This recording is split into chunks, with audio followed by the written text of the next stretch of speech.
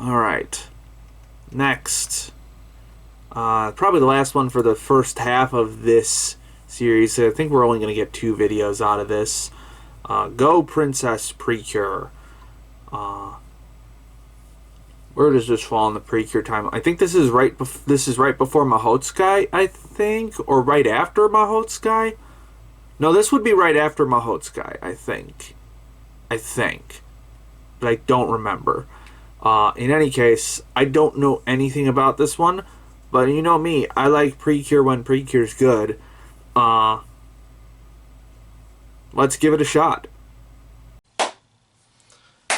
Alright, that's a wrap on Go Princess Precure, which I took a few weeks to finish, but man, that was, I guess, immediate short thoughts are, this is hands down one of the best Precure series out there.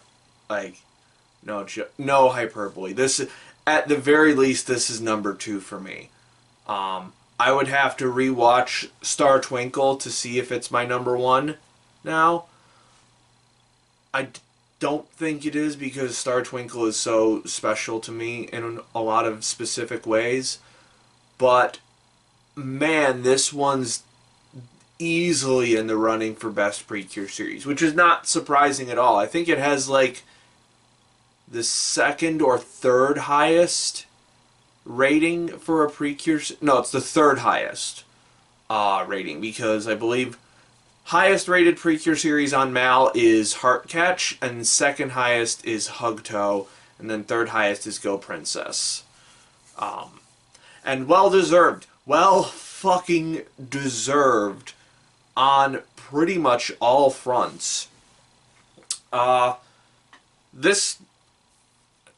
What's a good way to dive into this one? I guess we could just dive right into, like, the central concept of this one, in that it's, on the surface, feels very generic, I guess. It's sort of like your standard hope versus despair narrative. That's quite literally what it is. It's like, we have princesses representing hopes and dreams, and the bad guys are representing despair and locking away people's dreams and locking away people's ability to see their dreams to fruition or see a path forward for their dream to come to fruition. But it's executed so incredibly well and with such detail to its setting, to its characters, to its design, that the basicness of its template ends up working in its favor in a lot of ways. In a lot of ways, I would call this the best manifestation of a stereotypical magical girl plot. Like, it has all of the trappings, in exactly the way that you think they should be, but they're just really, really good at doing that. Like, the hyper girly aesthetic, the clash, the seemingly black and white clash between good and evil ideals, the episodic formula casually ramping up to more complete, more continuous storylines. This one definitely has more continuous storylines than a lot of Precure series that I've seen. You know, let's start with that. Hold on, I have a whole list of this, because I have seen a lot of Precure up to this point, so I just want to go ahead and say it. So I just finished this one. I've also finished Star Twinkle, Hugto, Delicious Party, Tropical Rouge, Splash Star, Hirogaru, and Wonderful. So Go Princess is my 8th completed Precure series, and I've actually also dropped 4 other ones. I've dropped Mahotsukai, You and Idol, Yes, and Healing Good. Some controversial ones in there, I know, but that's just how I feel. So I have at least tried out over half of the Precure series that exists so far. So I guess in a sense I am becoming a Precure expert, I guess, which is weird to say, but in any case, this one is odd. So I guess that gives me license to say, out of the ones that I have seen so far, this one feels very one of the most traditionally magical girl in terms of like its aesthetics and tropes and trappings and stuff. But just done really well.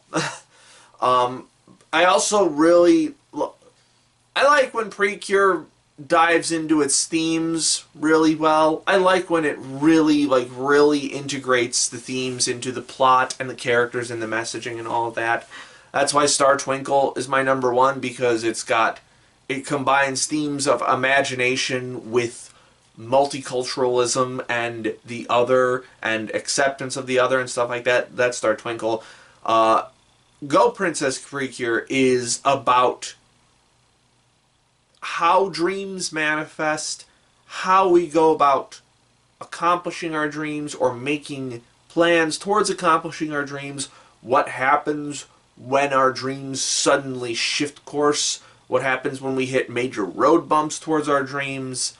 And on the flip side of that, you have despair, you have the lack of dreams, you have your dream being cut out from under you, your dream seemingly in endless ways away, your dream seeming impossible to achieve. And the many different ways that that manifests throughout these 50 episodes is such a really strong treatise on the concept of hope and dreaming for a brighter tomorrow, which, who fucking boy, we really need some of that right now, don't we? We could really use some of that right now. I am recording this the day after we decided to start another war in the Middle East. So, yeah, it could really use some hope. Could really use some hope. But I love how this series ends as well. Again, if you haven't been following my season or episode stuff, spoilers, big spoilers. I'm about to just talk about the ending. So go watch Go Princess Precure. I can tell you right now, this is going to be a really good starter entry for Precure. I think this is going to be a great starter entry for Precure because it's exactly what you expect, and it's done really well. So take that for what you will. But anyway, I love this sort of final manifestations of despair, our evil despair queen, where it's sort of revealed that she just manifests out of the despair that people feel, and that allows her to just be ever present and such, or just allows the power of despair to be ever present. It's why we see characters constantly we see evil characters constantly being revived throughout the series. Like Close gets revived once, Locke gets revived once. Actually, Close gets revived twice, in a way. But then that final confrontation between Close and Cure Flora Haruka, where it's basically just like, you can't fucking get rid of me. I am despair. I'm always going to be around when people's dreams fail. And Haruka's realization of like, yeah, you are. And we just kind of have to live with that. But we're going to do our best to live with that. We are going to do our best to stay ahead of the curve. We are going to do our best, regardless of the despair we've experienced, to make our dreams come true and just constantly fight to make our dreams come true. And in a way, it's kind of a little good that despair exists as a motivator, because otherwise everything would just be too easy and we would just be able to just will our dreams into existence. And at that point, are they really dreams? Like, episode 47, I believe, is where basically, like, Cure Flora gets locked in a dream world where she gets to is just automatically the princess that she dreamed herself to be from the picture book that she grew up on. And everything is just, like, automatically easy for her. And she just gets to be a princess and doesn't have to worry about, like, pouring the tea properly or planting or waiting for plants to grow because you got servants to do it for you. Or the flowers will just grow magically because that's what Dream World can do for you.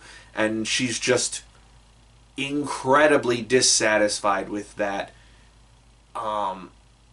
in a way that's very similar to, like, how artists approach AI now, like generative AI, where it's sort of like it's like, yeah, this thing could make something approximating the art that I want to make, and then I could just, like, touch it up from there. But then I gain nothing. I've gained a disposable piece of art. I didn't learn how to make that art. I didn't put my skills to the test to see if I could make that art. I did not grind away and labor over the art until I was completely satisfied with it. It was just given to me by a machine. So, 10 years ago, Precure predicted generative AI is a very roundabout way of saying it. Yes, I found the messaging in this show to be incredibly on point and solid. I also liked that there was a lot of conflict, like inter-character conflict in this show. I can't quite say exactly when it started. It might have been around Delicious Party. Maybe even Tropical Rouge. But, a lot of recent Precure haven't really had, like, have been very, conflict averse when it comes to, like, character drama, I guess you could say.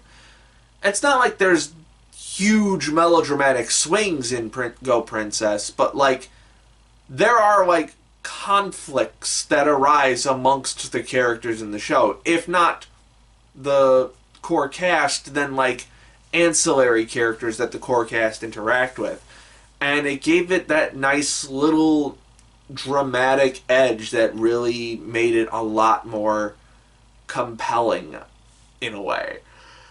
It's like, I'm not saying those other Precure are bad for not including it, but it is something that I've been missing. It is something that I was hoping that they would bring back at some point.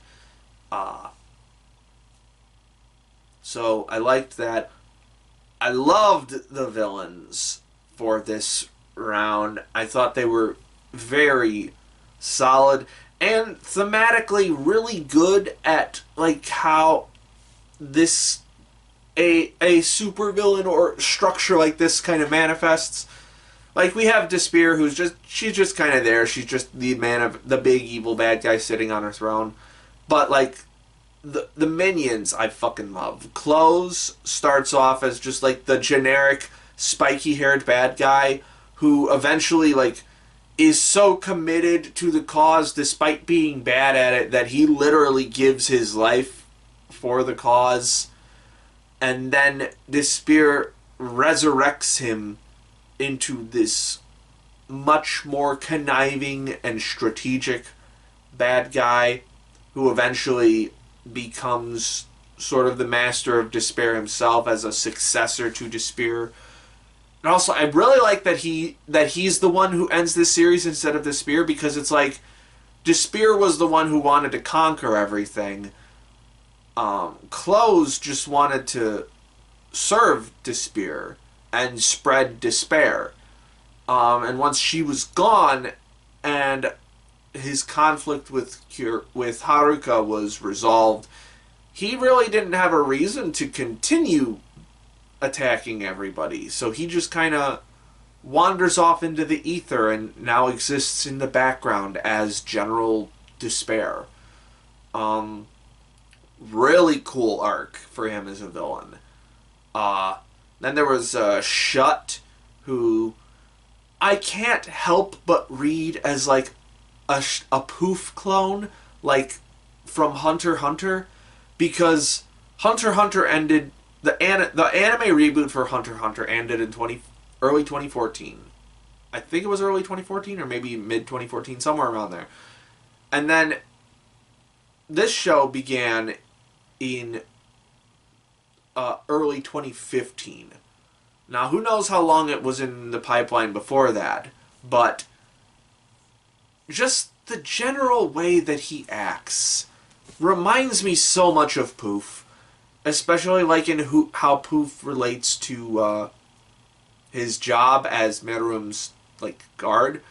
Like Shut is just this and how Shut relates to Princess Twilight is just sort of, he's just sort of like obsessed with her despairing beauty and stuff, and watching her get turned towards the light side drives him fucking insane, in the same way that Meruem becoming less of a dictator through his interactions with I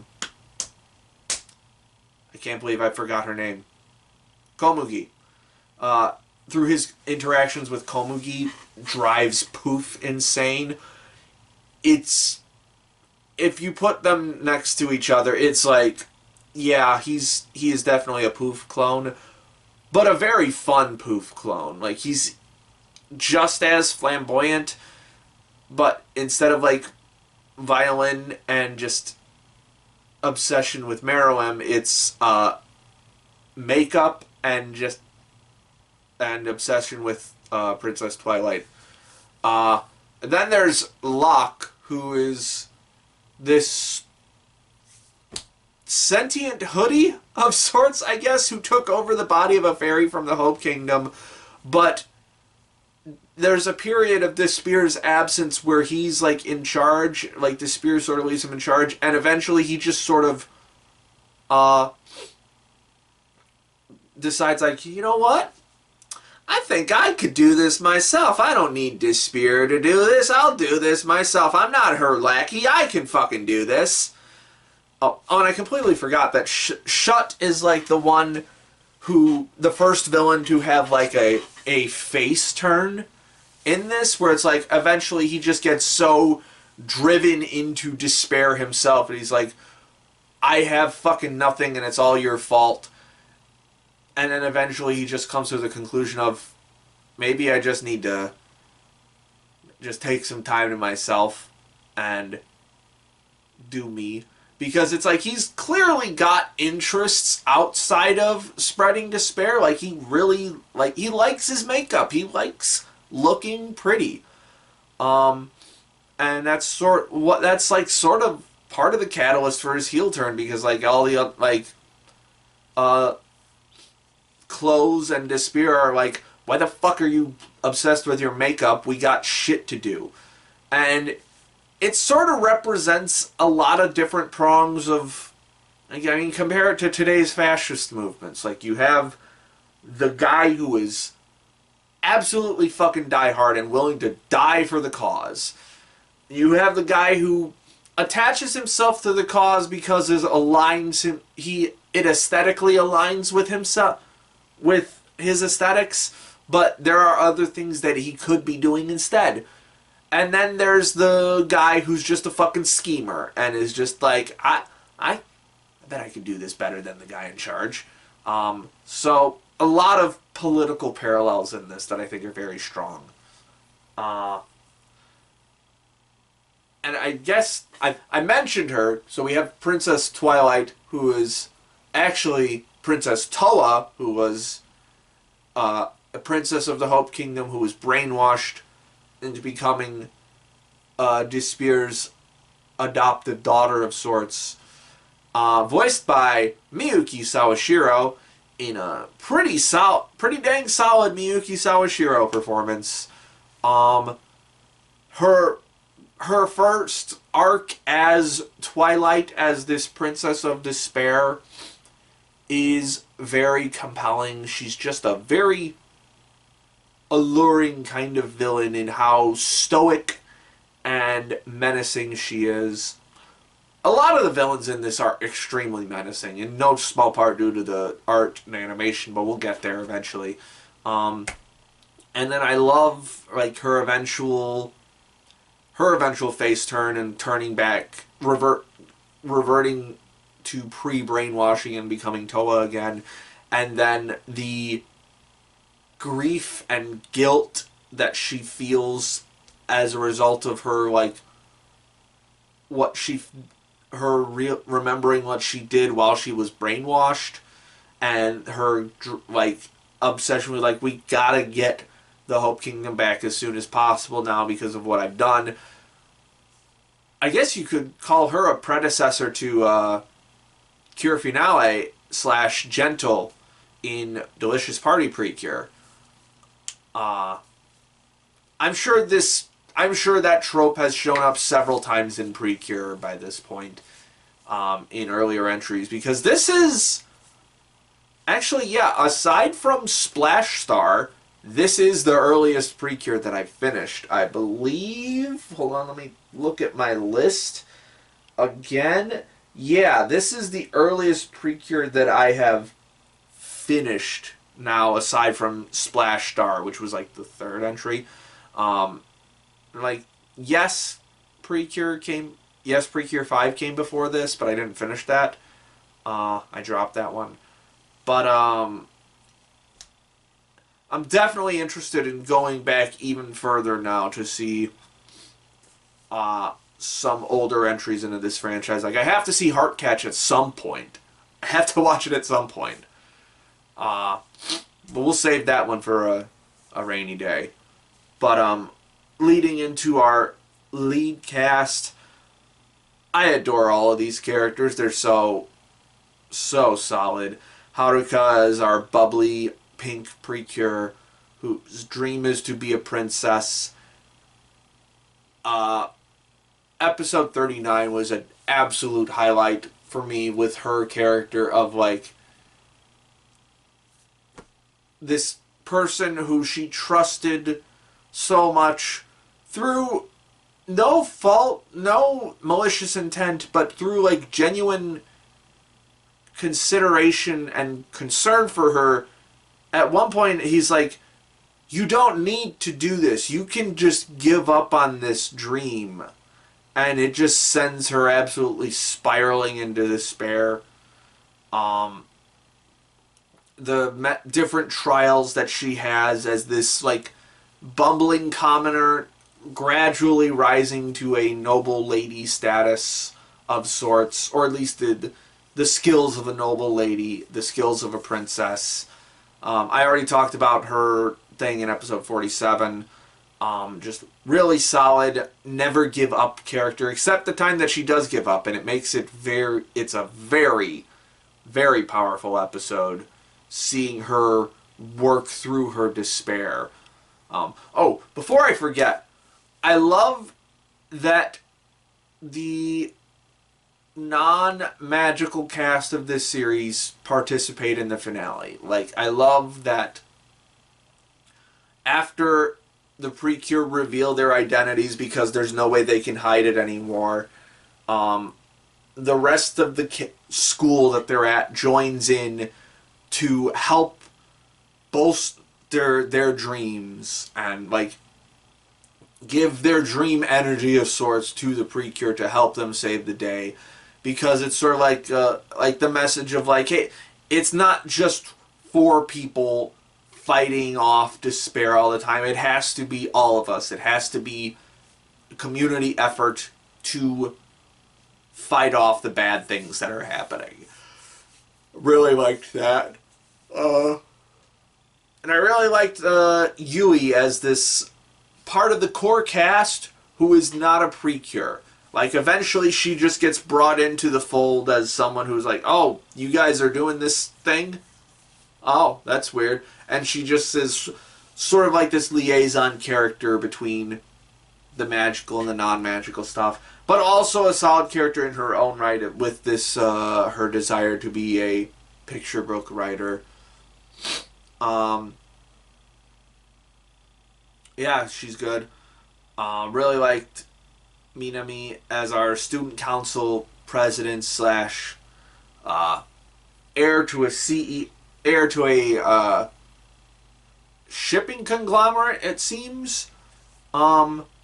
But also gradually over the course of the series you see a different kind of dream other than what she had initially been raised to do take shape, and her struggling with deciding if she actually wants to take on that dream instead of the dream that she always thought that she had of taking over her family, of joining her family's company. And then Kirara, our model character, who I think probably has my favorite design out of all these characters. Just really damn solid. Really appreciated her spunk, her initial rejection of the Precure offer, because she's like, nah, I got shit to do, man. and she eventually she's just like, listen, I need you to stop bothering me. Follow me around for work all day and see all the shit I gotta do. But then eventually she still takes on the mantle anyway, because she realizes its importance and what it can, and how she can help people with it. And how that comes back to bite her in some of the later episodes, in like how she misses out on really important opportunities because of Precure stuff, and how she works through that was very compelling. God damn, this show's. How long have I been fucking talking about Precure? I've been talking for. It's got to be at least 20 minutes now, at least. And I haven't even gotten to the design aspects yet. Let's fucking lightning around how this show looks. It's fucking incredible. This might be pound for pound the best looking Precure I've seen. I think Soaring Sky Hirogaru might be would be the other contender for it. But like, first of all, the action scenes in this are goddamn incredible, and there's a lot of really solid fucking Sakuga in this. Like the final fight against Close in episode 50 is some fucking My Hero Academia shit. Like, I need to go to a fucking Sakugaboru after this and see who animated the fights in these shows, because it is fucking. You know what? Hey, go to Sakugaboru, look up some of the fights, see if you want to see if that it clicks for you, because there's some goddamn incredible fights in this. Episode 39 had an incredible fight scene. There's so much good shit in here. Really like the Precure designs for this again. Kirara / Cure Twinkle is my favorite out of them, but all of them are really solid. I like the visual concept of the Zetsuborgs, with locking away a dream. Also like the naming conventions for the bad guys was fun. Close, lock, shut. freeze, stop. Very good. Freeze and stop are kind of just like nothing characters. They're just there to be like henchmen for clothes, but they're fine. Um, yeah, this really solid sense for shot composition. Like when it needs to be serious, like it really locks in, and some of the like lighting and shadow work is really solid for those moments. Uh, Color design is very bright and beautiful. And despite the magical girl of it all, it never gets overloaded with like rainbow vomit. The rainbow is very controlled. It is never vomit. Yeah, this was so fucking good. Like I was definitely by the end of it, I was definitely feeling the like, oh god, I kind of don't want this to end. I'm getting the void from Precure. This one's definitely a contender for number one spot. But again, I would have to watch Star Twinkle again. At the very least, I highly recommend this if you're new to Precure, if you are a little bit into Precure, if you're fairly deep into Precure but somehow haven't seen this one yet. This is absolutely worth your time. This rules. Alright, Go Princess Precure is complete. And we're going to scroll up and yeah, we're going to put you in the number 14 spot. For as much smoke I blew up its ass, I will say it still has the standard Precure issues of like some episodes are just not good sometimes. And I did catch myself a lot of times just sort of like pausing the episode to stare at my phone sometimes. But the core elements of like the themes and the animation and the characters are just really damn solid. For Precure to rank amongst these shows, like, I mean, look at the stuff I'm putting it around, like above Konosuba. That's how good it is. It's some damn good shit. Alright. Now, you may have noticed some shows got added to my list since the last time I recorded. And that's because I'm a big dum-dum and just missed a lot of the... had accidentally marked as skipping a lot of shows on the seasonal anime tracker that I use to watch stuff. Firstly, two movies, I should say, changed season because for some reason the fucking thing that I use, it starts the spring season in March and it starts like the fall season in September, which is just like, no, that's not how it works. So the Precure All-Star movie is in the winter season now, and A Silent Voice is in summer.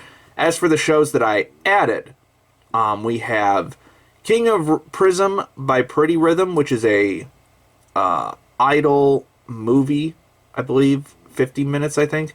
Phantasy Star Online 2. For some reason, Phantasy Star Online 1 did not get an anime, but the second one did. This is back from when I just skipped anime based on video games. Aikatsu, I didn't realize ended in 2016. It was a long-running series. Aria the Avenire, OVA sequel to a bunch of seasons of stuff that I had not watched until recently. So we'll get to that. And then Monster Strike, again, another anime based on a video game. But in any case, next up, King of Prism by Pretty Rhythm. This is part of the Pretty Rhythm franchise, which I think Aikatsu is also part... No, I think Prepara is the Pretty Rhythm franchise. So, but King of Prism is the Boy Idols one. I believe this is the first entry into their attempt at the Boy Idol one. Typically not my cup of tea, but I'm willing to be surprised. Let's give it a shot. No. No. This is, bad. Is bad. I got 2.5 minutes into King of Prism by Pretty Rhythm because this show opens on a really not good CG performance. Like, here's the... I'm not 100% against CG performances. I didn't mention it in the Go Princess Precure segment because there was so much other stuff to talk about, but there's a lot of CG in that show. And it's not bad. Like, it's not great, but it's also used mostly for the for some of the attack sequences, and the second ED has a very distinctive CG style that's, while I don't like some aspects of it, it's at least very stylish. This is not that. This is very bland CG with very stilted and awkward facial expressions. The choreography's good, I think, but it's the texturing on the models looks bad, and the color design is so not good. It's just, a lot of the color design feels random. And it's just, if this is what you're presenting me up front, then I have no confidence in whatever comes after. I wanted to at least get through this opening performance to see what like the regular 2D animation scenes would look like, because there is 2D animation in this. Most of the crowd shots are 2D animation, which is weird because usually crowd shots are CG now. But anyway, what got me to turn this off though is that this is apparently some kind of special idol thing, because someone in the audience calls this a Prism show. So it's like, okay, this is idols plus some kind of magical or sci-fi thing, whatever. And then they start doing the stuff that I presume is the Prism show related stuff, and it looks so goofy and bad. And then I see the audience members going like, oh my god, it's so amazing. I'm like, no, it is not. Okay, that was not good. King of Prism off the list. Next, Phantasy Star Online 2. I've heard about the video game. I think it's an MMO, I think. That's probably, based on the online, that's probably what it is. But, this was one of the ones I skipped over way back in the day because I didn't watch adaptations of video games. I haven't heard good things about it, but let's give it a shot anyway. Wow, that's 2 anime in a row that open with shitty CG action or just shitty CG sequences. It's my lucky fucking day. This is bad, but this is a different kind of bad CG. Whereas in that it had different problems than the stuff in Pretty Rhythm. Mostly I couldn't tell what the fuck was going on. The lighting and color design was so dark that you could barely see what was fucking happening. It had frame rate issues, which was wild. Like, it didn't look like intentional frame rate reduction, because that usually looks cool. It almost looks like it was just rendered wrong. Which, based on how the rest of this show looked, I would believe. because the 2D segments are just generic mediocrity after this. And it's got this stereotypical anime problem of over-designed CG bug monsters that just look like nothing. Like, they don't look cool, they just look like a bunch of shit thrown together. So, that was all lame. What I could see of the character designs looked pretty lame. And then it turns out that this is not, like, actually based on... Okay, I don't know what Phantasy Star Online is. I'm assuming it's an MMO. But this is not based in the world of Phantasy Star Online. It's about people playing Phantasy Star Online.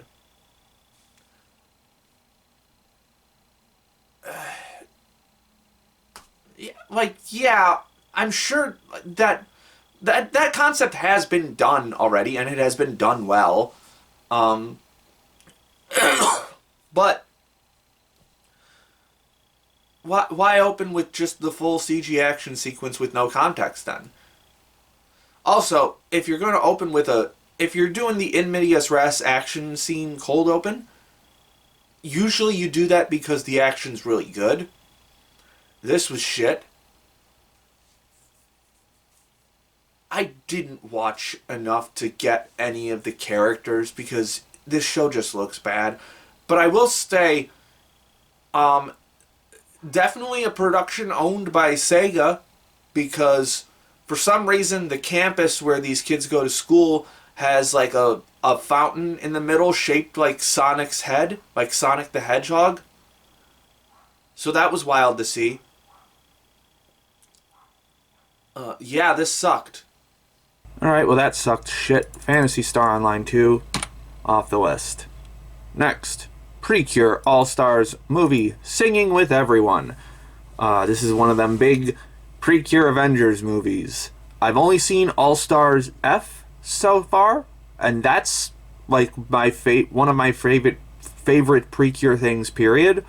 This one takes place, I guess, right after Go Princess, and I think it's like right during the initial broadcast of Mahotsukai. So it's going to be a lot of cures that I'm just not familiar with, but let's see how it do. Well, it was a hell of a swing, if nothing else. Just watched Precure All Stars movie 3, Mina de Uta, which I believe translates to everyone's song or everyone singing, something along those lines. Is one of them big throw all the Precures together kind of movies, which apparently there haven't been a lot of. They're not an everyday thing for Precure, it seems like, or an every year thing, I guess.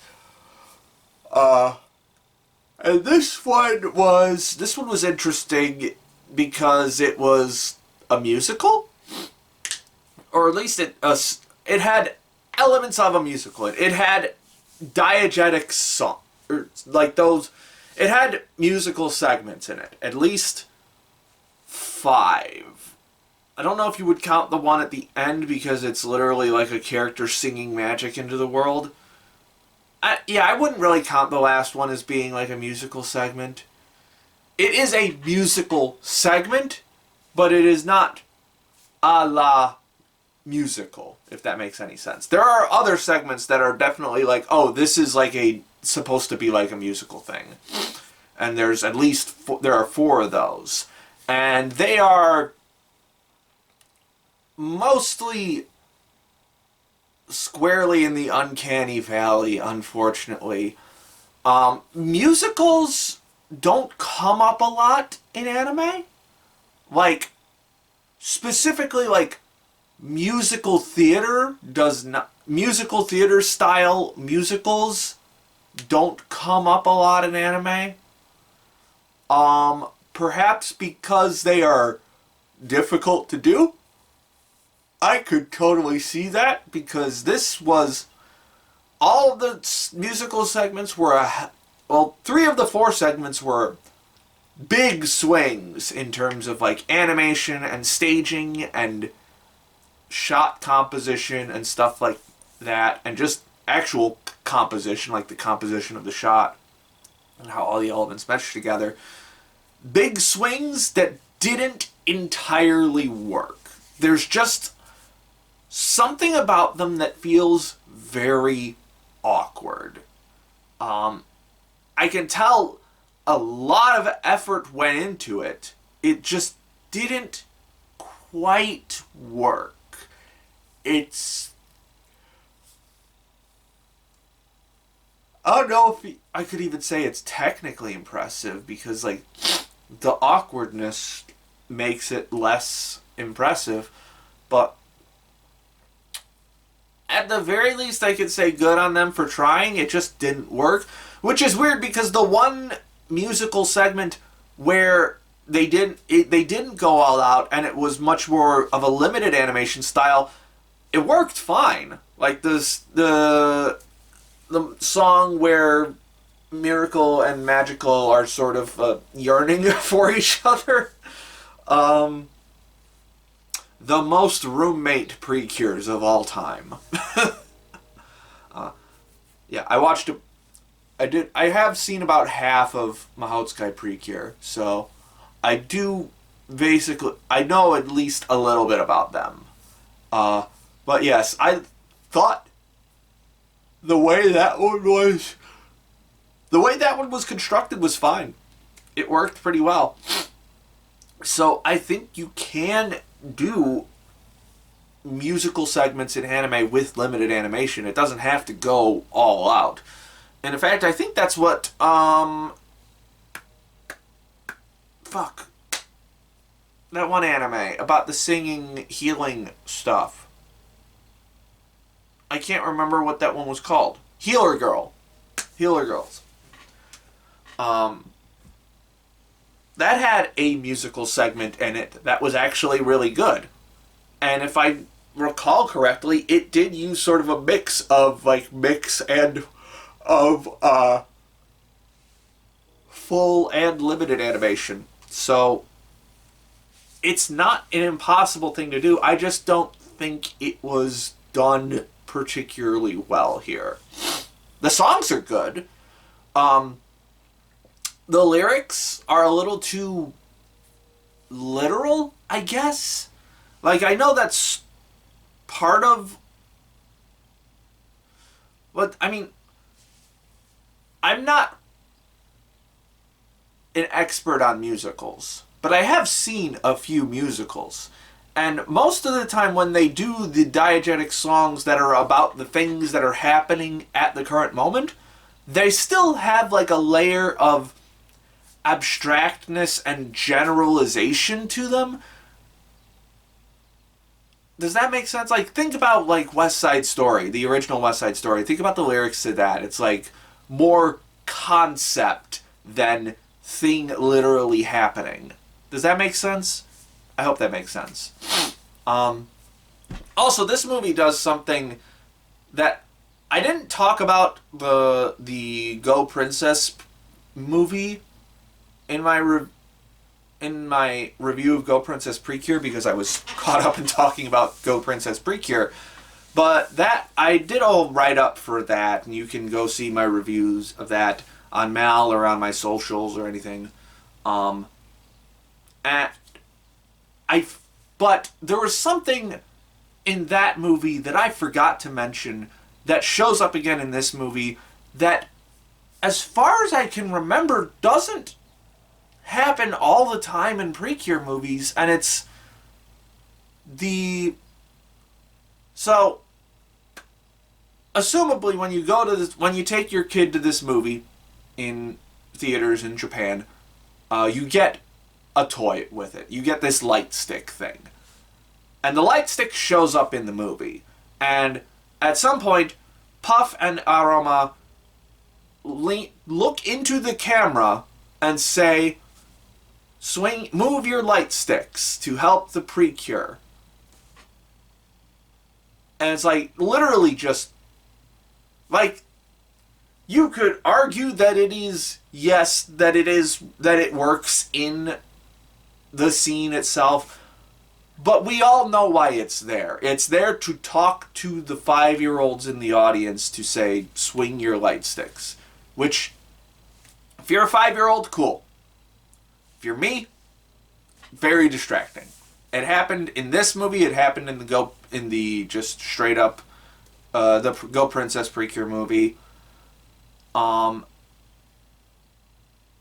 it's just not, it's very obvious of the toy aspect of this. I haven't even talked about what the fucking movie's about. Pretty solid. It's a fine plot.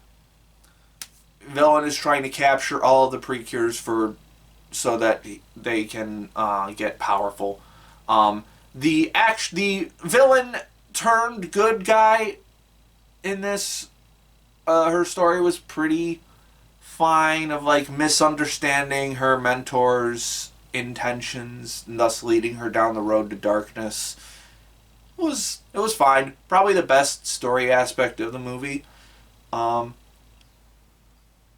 will say this one definitely is the All-Star movies are definitely, especially this one being a little earlier, is if you don't know the Precures that are in it, you're missing out on a lot of the fan service. Like, I have seen 4 shows. No, I've seen 5 from this. I've seen about 2/3 of Futariwa. I finished Splash Stars. I've seen a little bit of Yes, Precure 5. Finished Go Princess. And I watched half of Mahotsukai. Everything else completely lost on me. Now, they're fun to look at, but unless you know them, I don't think you're going to get a lot out of them. Except for Heartcatch, because they really like having Heartcatch do these wacky fucking comedic shenanigans in these movies. They did it in this. They did it in the Heartcatch and Tropical Rouge movie. And I think they did it a little bit in All Stars F. Either way, it makes me very excited to eventually watch Heartcatch. Marin looks fucking fun as hell. I want to know more about her. Yeah, this was... an attempt was made. I didn't hate watching this. Would I recommend it? I don't think so. It was just okay. Unfortunately. But, I mean, they're not all winners. I don't really have anything else to say other than, Alright. Precure All-Stars movie, Singing with Everyone, is complete. We're not going to go too far up on the list. We're going to put you in the number 47 spot with a strong 5. Was hoping for a little more with that one, but oh well. Alright, next is Aikatsu.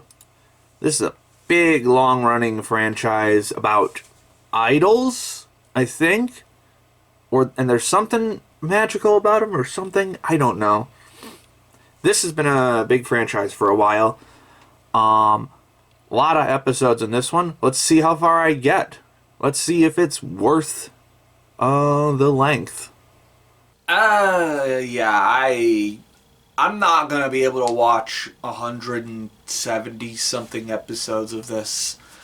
I think all of the like plot stuff and like the story is like fine. It doesn't like particularly excite me, but it doesn't irk me either. Although I will say, like, the first episode is like mostly just setting up how this world works. with like the idol stuff and the cards and all of that. Then for some reason the second episode, they really, really, really want you to know, like, you guys are going to be competing for different auditions and stuff. Not both of you aren't always going to be able to win. And it happens like four or five different people in this, across this episode, or at least like 4 or 5 different times it happens in the second episode. I'm like, okay, I get it. I get it. Really though, it's the performances that I'm not hyped on. This is really bad CG. And I get that it's like even a little earlier. Like this started in 2012 and ended in 2016. So like it's had almost a full 4-year run. So like I understand it's even earlier, but like it's still not good. You could still have just not done it in CG. That was an option. Like if anybody was going to rival Toei for long-running anime aimed at girls, I thought Sunrise would be able to do it. And the 2D stuff is fine. I like the character designs. They're not particularly stand out, but I think they're solid. But man, the CG segments really fucking suck. The facial expressions are bad. The compositing is bad. It's just not good. I would not be able to watch over 100 episodes of that. Like, will it improve as it goes? Maybe. I'm not going to invest time to find out. It's just, yeah, this one's not for me. Alright, Aikatsu unfortunately coming off the list, and that does it for the winter 2016 section of this. I guess we'll just take a brief look at the chart, see where we're at now. How many shows did I add to this? I probably should have checked before hitting the record button. Let's see. We got 1, 2, 3, 4, 5. So 5. We added 5 shows to the list just from the winter season. Hot damn. Or 5 anime, I should say. Most of them are not shows. But anyway, time to start on the spring season. Only 2 entries in the spring season. The first one is Sailor Moon Crystal Season 3. The Sailor Moon reboots I have a very weird relationship with. But we'll get into that once we get into the review section. So for now, let's watch some Sailor Moon. Alright. That's done. Just finished up all of Sailor Moon Crystal Season 3, which is weird because Season 1 was actually really just one season, but it encompassed the first 2 arcs of the season. So they're counting it as like Seasons 1 and 2. This is a weird reboot. And I want to get into why I am just now getting to Season 3. Because if you're a longtime follower of the seasonal wrap-up show, you've seen me cover the movies that come after this. Like, Sailor Moon Eternal, I believe, is the next one. It's 2 movies covering the 4th arc of the series. And then Sailor Moon Cosmos is 2 movies covering the last arc of the series. And I watched those. And I have seen the entire first arc of Crystal, plus 1 episode of the second arc. So I've seen half of the first run of Sailor Moon Crystal, but I never got to Sailor Moon Crystal 3 until now, because I had dropped the originals. I had dropped Sailor Moon Crystal while it was airing because it was kind of boring. It was a bad adaptation, in my opinion. Now, granted, that was 12 years ago now, so who knows? But I did have to pull some footage from it for my video on shoujo manga back, was that 2019, I think, was when I made that. And the footage in that was pretty bad. I still stand by the first season of Sailor Moon Crystal being a bad adaptation. It's slow, it's not well paced, and it's not well shot, and it's not particularly well animated. I think, if I recall correctly, that one even has a CG transformation scene in it. Has CG transformation scenes, I believe, and they're not particularly well done, if I recall correctly, but I'm not sure. So why did I bother watching this? Well, because the director changed. I forget the name of the director for the original, for the first season of Crystal, but it was somebody who worked on One Piece for a while. Just a Toei guy. And then for season 3, we got Chiaki Kon, who I have brought up on this channel several times already now. Most recently for You and Idol Precure, which I also didn't like, but she's probably most known for directing Higurashi. And with Crystal Season 3 debatably being the darkest season of Sailor Moon, I feel like it's the perfect choice. Now, darkest is relative, because, like, I will say, aesthetically, nothing from the reboot of Sailor Moon looks darker than the original series, which is something that I have to get back to eventually. I grew up watching the original series and liked it. And I tried rewatching it from the beginning like 5 years ago or so, and I only got like 4 episodes in before just not following up on it. I do need to get back to it, especially now that I appreciate Junichi Sato as a director much more. And I think Ikuhara's handled the RS and Super S, and then Takuya Igarashi handled Sailor Stars. But we're not talking about that. We're talking about Sailor Moon Crystal Season 3, which covers the Infinity arc of Sailor Moon, which was by far my favorite arc of the manga. It is probably the strongest in terms of like a consistently moving story. It has, I think, the best individual like villain fights in terms of like the thematic elements and how they relate to our individual Sailor Guardians.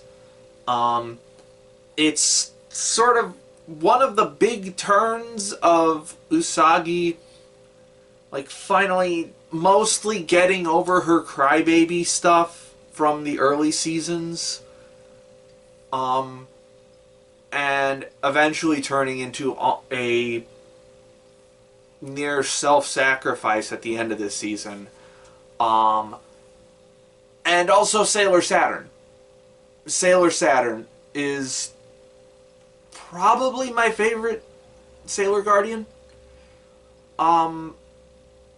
Just not for anything like, I could not give like a long screed about why that is. I would just point and say, cool. I think she is by far the, like, just the most awe-inspiring Sailor Guardian, I think, because of what she represents, which is death and apocalypse. And they just sort of, once that reveal happens of the existence of Sailor Saturn, the way that just hangs over this series constantly is like a fucking sword of Damocles, just constantly threatening to end the world in this, is just very compelling. And I also really like Hotaru as a character. Just very tragic, victim of circumstance, just who fortunately for a brief time gets to form a friendship with Chibiusa. Maybe more than that. Very they were roommates vibes. But the bond that those two form in the series is so incredibly moving and emotional. Easily the anchor point for everything that happens in this, and makes for a compelling reason, I guess, for why the outer planet Sailor Guardians are put at odds with our core group. Like, this is the season that introduces Uranus, Neptune, and Pluto comes back after supposedly being sealed away forever at the end of the last season, I believe, if I recall correctly.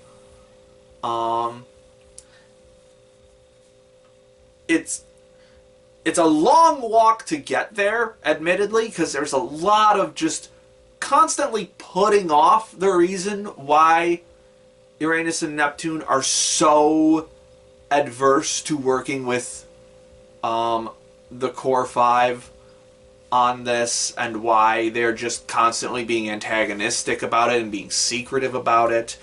And it can get very frustrating. Even though I vaguely remembered why, it was still very frustrating to see how long that got protracted throughout the series. But once that reveal finally happened, I think all that started to fall into place pretty well.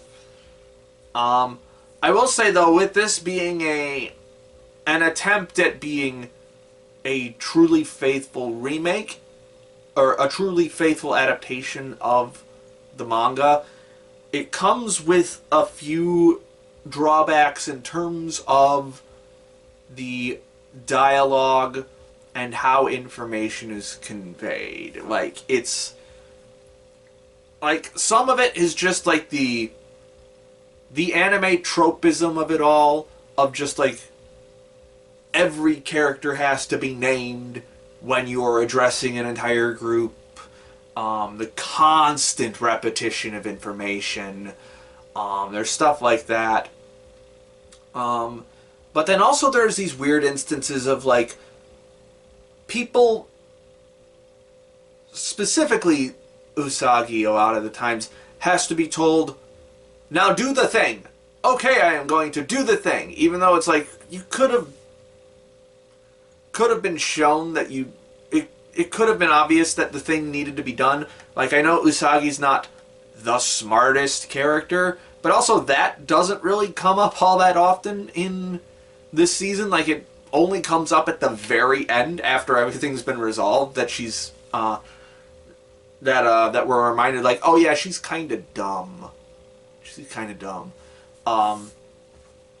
And also there's just these weird bits of direct stuff being lost in translation, I guess is the best way to describe it. Because, like, there was a scene early on where Usagi and Mamoru are walking in one direction, and then Haruka, Sailor Uranus, walks past them, and then she gets distracted and has a conversation with them. What? Quick question: how are we doing pronouns for Sailor Uranus in this? Is it they, or are we using he and she, depending on the form that they take? I've never actually looked into this. Let me know in the comments if you are a Sailor Moon expert and you know how that works. But anyway, so she talks to Haruka. They have a conversation.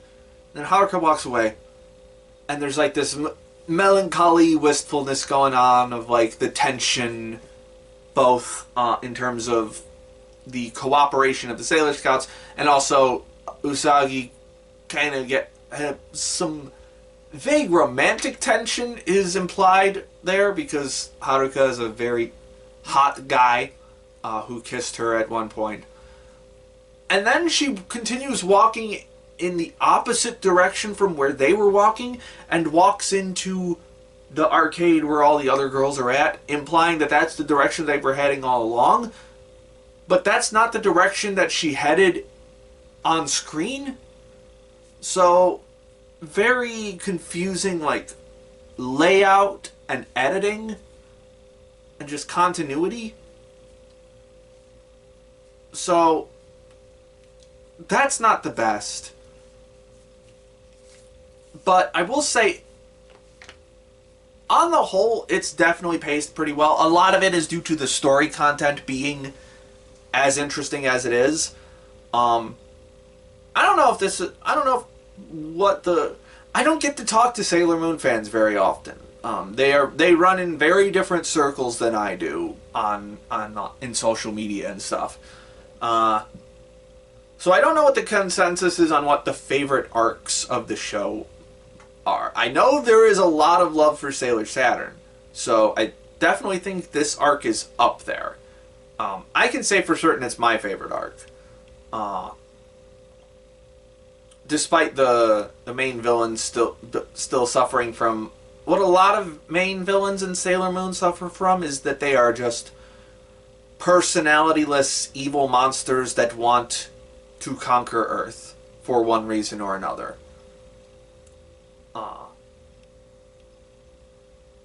If I give it the benefit of the doubt, I could say that Master Pharaoh 90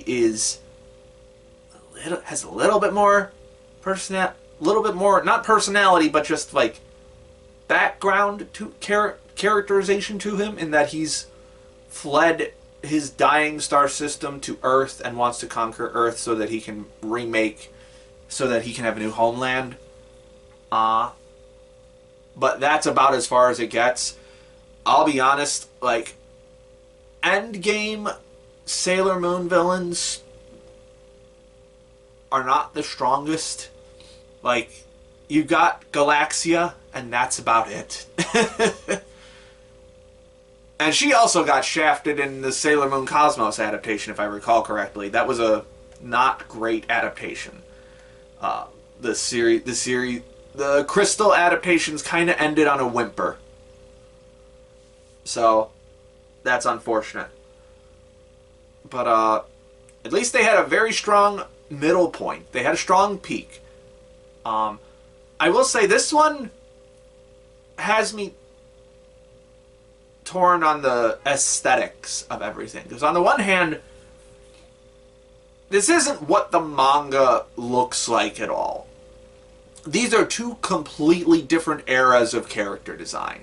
Like, I will say Season 3 does its best to translate the character designs of Sailor Moon to a 2016 era aesthetic, which is like thicker line work and more and a certain color palette of the time, and it does its best to do that. And as just an anime, it looks solid. A lot of purple, but I think I'm kind of used to that as an anime fan, as a substitute for, like, as a representation of darkness and shadow and stuff. That's just an easier way to draw it than just making everything all black or gray. It does get a little muddy at times, especially since a lot of it is just purple mush, like literal purple mush, shadow mush.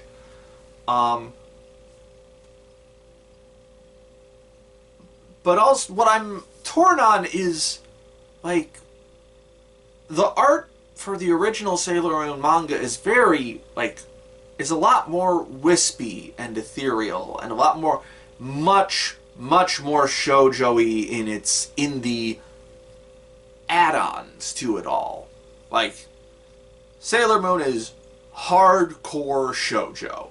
it is shoujo to a fucking T. And one of my favorite shoujo manga. In fact, well, no, because Yona exists. I was going to say it might... this is... Sailor Moon might be my favorite shoujo manga that I've finished. I'm not entirely sure. I'd have to go back and check the... No, actually, no. My favorite one is Ashitaruze Baby.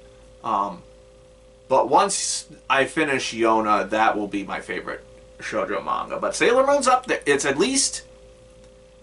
For now, it's at least top 3, I will say. And a lot of that is due to the art in it. And this anime chooses not to be wispy and ethereal at all. Some moments it has. A few moments it really does. But then there are a lot of moments where it's just kind of like, oh, yeah, I guess that's the best you could do with it. Like Sailor Saturn bringing down the Silence Glaive at the end of the penultimate episode. It felt like a little deflated in a sense, because that scene in the manga is burned into my fucking mind, because it's this absolutely fucking beautiful double page spread, if I recall correctly, of just her glaive being swung down, and it's just has this weight to it that just is not present at all in the anime. What I will say though is soundtrack really fucking pulls its weight in this. There's some really good soundtrack work in this, especially when they bring out the choral harmonies and stuff. That is where the etherealness of Sailor Moon really comes out in this adaptation. The way that the music is able to so expertly shape the mood is fucking beautiful. And I will say, like, the color design and the lighting also do a really solid job of that as well. The muted color... I love the muted colors of Sailor Saturn's uniform. Yeah.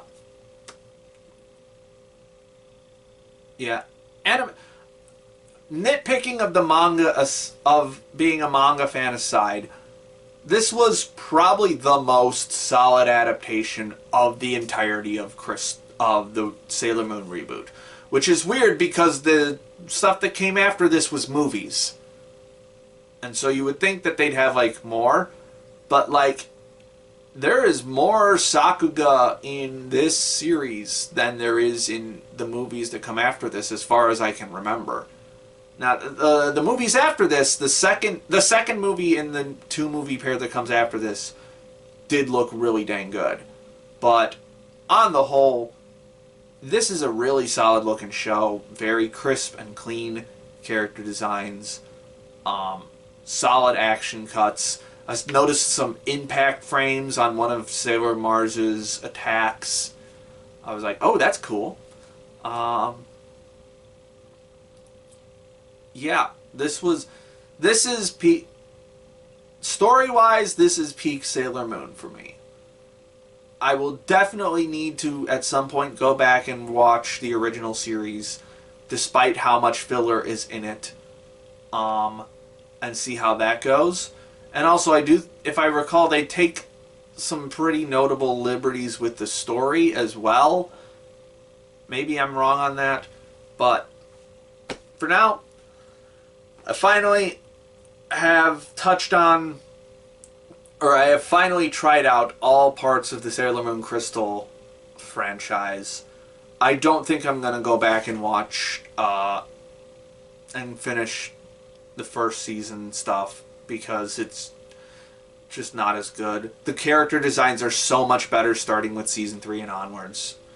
Chiaki Kon is so much better a director.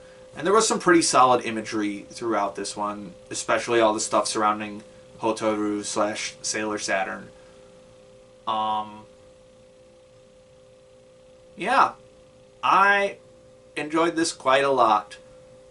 If you're looking for a how to watch Sailor Moon thing out of me, read the entire manga first. That's what you have to do. That's just what you have to do. You have to read the entire manga. Don't watch the first two. Don't watch the first entry of Sailor Moon Crystal. Start with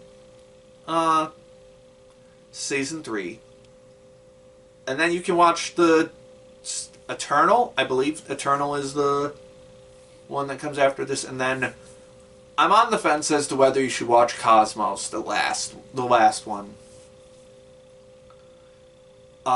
because it's a bit disappointing. I think Sailor Galaxia deserved so much better. I can't.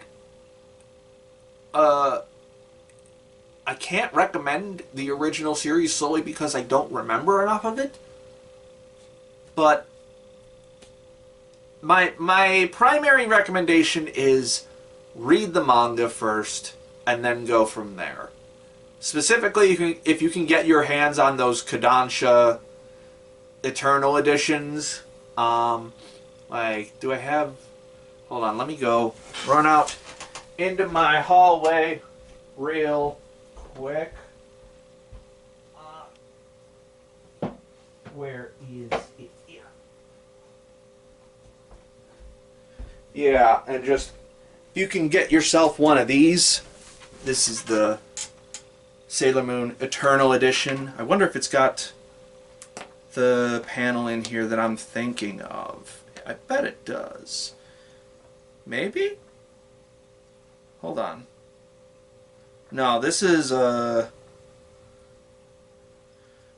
after.